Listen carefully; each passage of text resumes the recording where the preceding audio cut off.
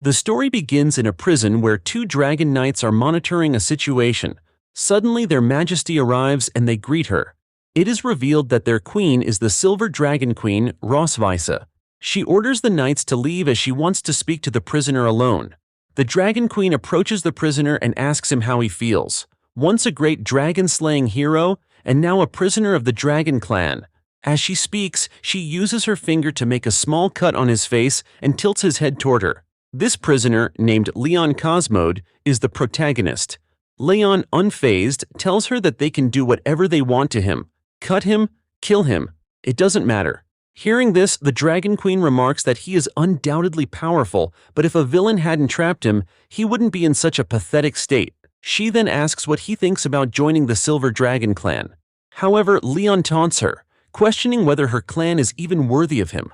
Angered by his words, Rosvisa strikes him hard with her tail, causing Leon to collide with a nearby wall, coughing up blood.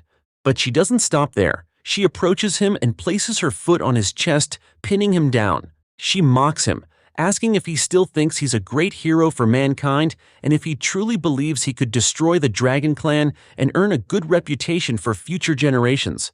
She even offers him a chance to prove himself since he has no offspring or legacy. In response, Leon warns her not to underestimate humans. Rosvisa grabs him by the neck with her tail, lifting him off the ground and choking him. She asks if he's ready to beg for mercy. Leon, however, tells her she's made two mistakes. First, being alone with the most powerful dragon slayer ever trained, and second, tasting his blood. Saying this, Leon activates his special skill, Blood Curse, which immediately affects Rosvisa. She begins to feel something unusual and loses control over herself, falling into a strange trance.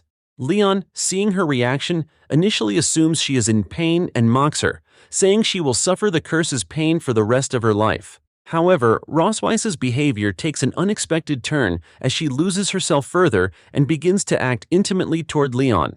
Confused, Leon realizes that something is off, as his curse doesn't usually work like this. Before he can react, Rosvisa kisses him passionately, and things escalate further.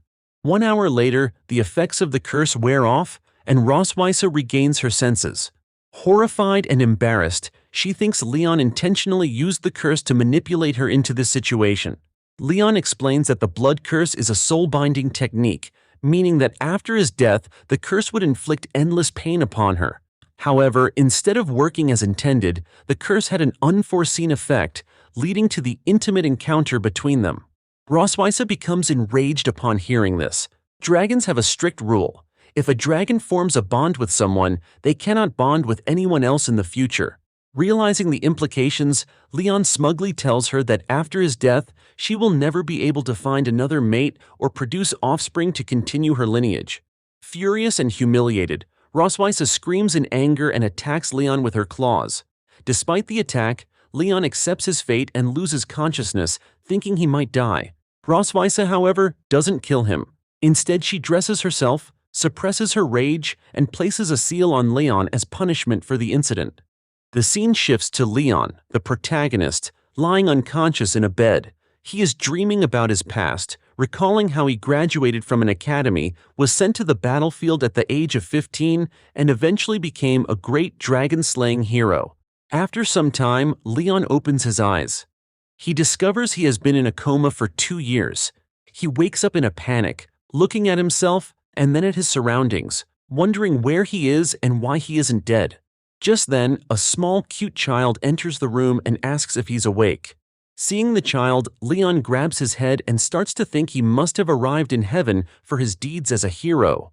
Overcome with emotion, Leon happily approaches the child, pointing his finger at them and exclaiming that they must be a legendary angel. He asks the child their name, and the child introduces themselves as Muen, explaining that their mother once told them the name means moon. Leon then introduces himself as Leon, but Muen excitedly says they already know his name and that Leon means lion. Hearing this, Leon is puzzled and asks how Muen knows his name. The child replies that their mother told them. Alarmed, Leon starts feeling uneasy and asks the name of Muen's mother. Muen innocently answers that their mother is none other than Dragon Queen Rosvisa. Leon is shocked to learn that the child is the result of his encounter with Rosweisse 2 years ago. Overwhelmed, he grabs his head, exclaiming what a mess he's made, and laments how this all happened with a dragon, though he admits to himself he had enjoyed it at the time. At that moment, Rosweisse enters the room. Muen runs to her and cheerfully announces that their father is awake. As Leon and Rosweisse lock eyes, there is an awkward tension between them. Rosweisse instructs Muen to go outside and play since she needs to talk with Leon. Muen nods happily and leaves the room. Once Muen is gone, Rosweisse approaches Leon. He hesitantly asks if Muen is truly his daughter, pointing out that she used to hate him, so why would she give birth to his child and raise her? Rosweisse explains that he has been asleep for 2 years, and she asks if he seriously thought she would forget what happened between them 2 years ago. Leon tries to defend himself, saying that what happened wasn't intentional and that if it had been, he wouldn't have even touched her. However, Rosweisse taunts him, suggesting that touching her must have been tormenting for him.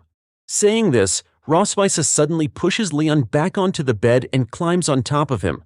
Leon, confused, asks what she is doing, but before he can react, Rosweisse tears his clothes.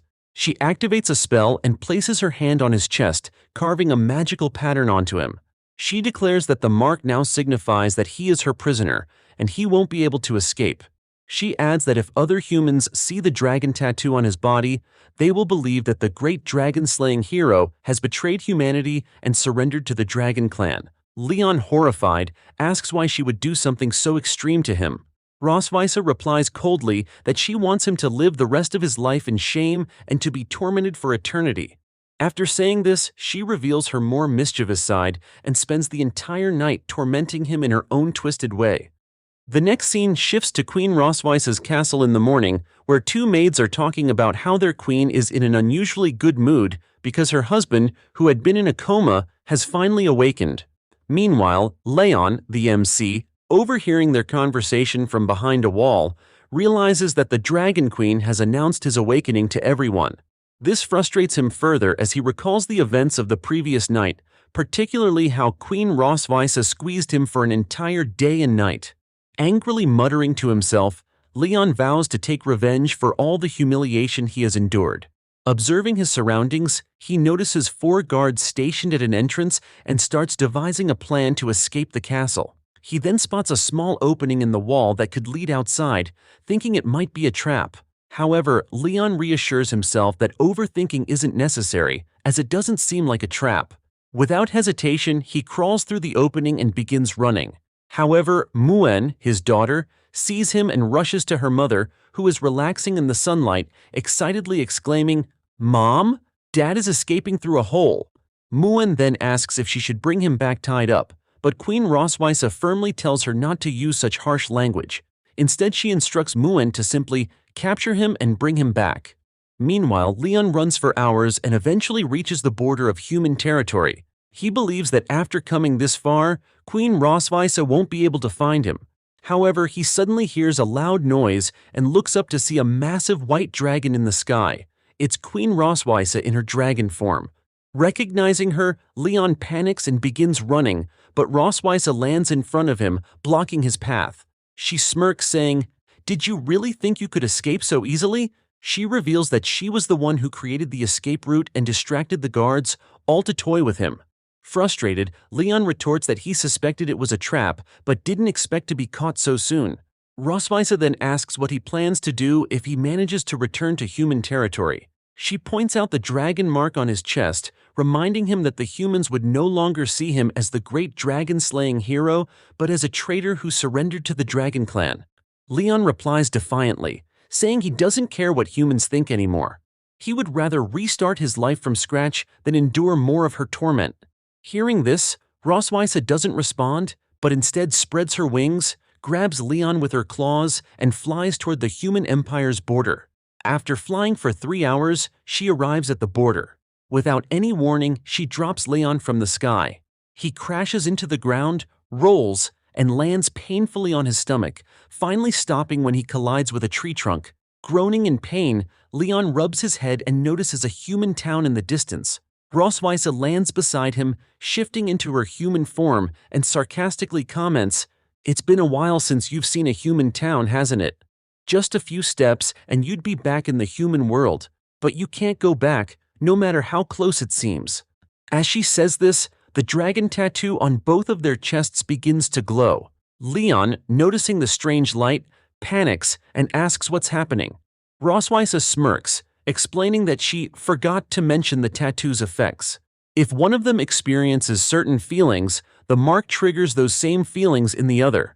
She asks teasingly if he's starting to feel warm all over. Saying this, Roswitha approaches him seductively. Leon, however, grabs her hands and firmly stops her, declaring that he will wait for the opportunity to take full revenge for the humiliation she has put him through.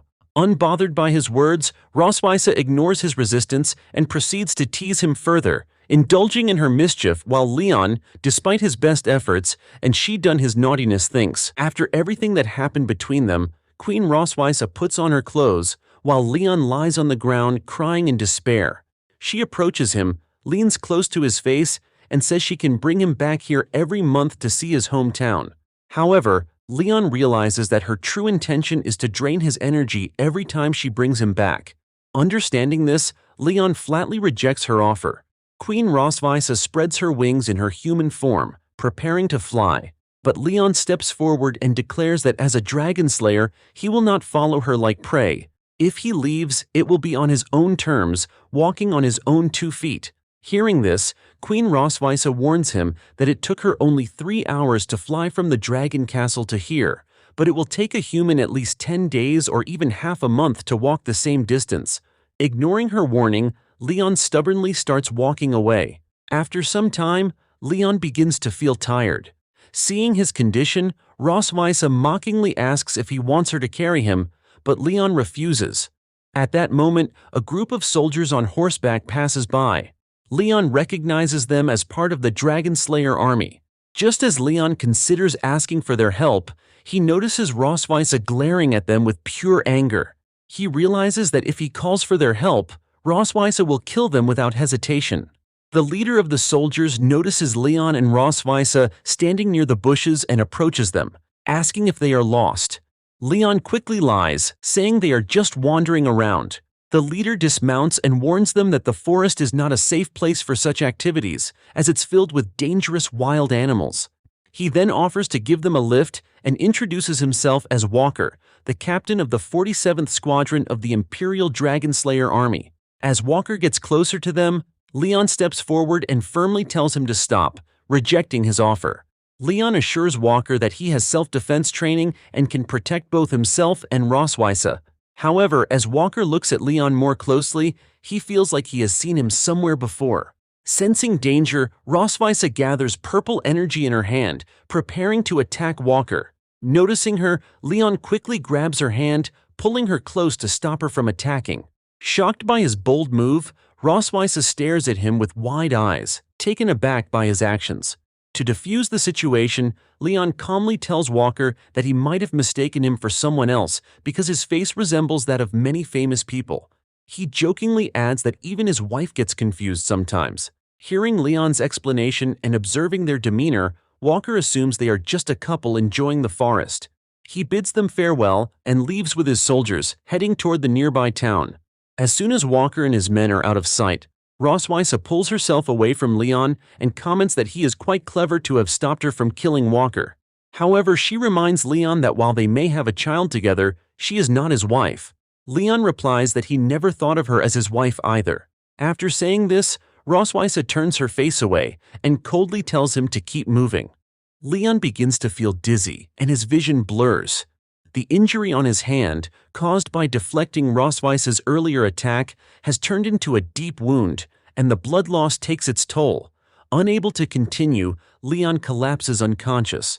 Seeing Leon faint, Roswitha transforms into her dragon form. She gently picks him up in her massive jaws and places him on her back. Without hesitation, she flies back toward the castle, carrying Leon with her. The next scene shifts to the dragon castle in the morning. Leon slowly opens his eyes and sees his daughter, Muin, sitting beside him. Leon asks her how he ended up back at the castle. Muin explains that her mother, Queen Roswitha, brought him back. Hearing this, Leon reflects internally that Rosweisa only sees him as prey, dragging him back to this place. As he looks at the bandage on his hand, Muin takes his hand, showing her glowing eyes, and tells him she was the one who bandaged his wound. Hearing this, Leon starts thinking about the dragonologist's descriptions of dragons as a violent and ferocious race, raised in bloodshed from childhood. Despite Muin's dragon-like traits, she has no hostility toward him and treats him as her father. He wonders if this is because she is a human-dragon hybrid. Leon affectionately pats Muin's head and softly tells her that she is so cute, but when she grows up, she must not become like her mother. Rosweisa overhears him and asks why it would be bad for Muin to become like her. At this moment, Muin points at Leon's hand and tells Rosweisa that she bandaged her dad's wound just as her mother had instructed. Rosweisa nods in approval and tells Muin that she did what she was told. Muin enthusiastically agrees. To avoid further discussion, Leon tells Muin to go hide in the garden while he counts to 100, promising to find her after he's done. Excited that her dad is playing hide-and-seek with her, Muin runs off to hide. Leon pretends to count and waits for her to leave before getting up from the bed. Leon confronts Rosweisa, asking why she treats their daughter so harshly. Rosweisa, sitting on the bed, explains that dragons believe in raising strong warriors by being strict with their children from a young age. Leon counters, saying that Muin isn't fully a dragon, and besides, she's so cute. Rosweisa dismisses his argument, saying that cute is a derogatory term for dragons. Smirking, Leon teases her again, saying that she is pretty cute. Rosweisa grabs his collar in annoyance, but Leon suddenly makes a playful, innocent face. Seeing his expression, Rosweisa's anger softens, and she tells him it's good he understands now. She reminds him to pay attention to Muin because as the queen of the Silver Dragon clan, she has a lot of government affairs to manage, and the responsibility of caring for their child falls on him. After their conversation, Leon heads to the garden where Muin is hiding. He spots someone behind a pillar, points at the spot, and finds Muin. However, an awkward silence follows. Leon assumes Muin is angry because he took too long to find her. He apologizes for keeping her waiting, but without saying anything, Muin suddenly runs away.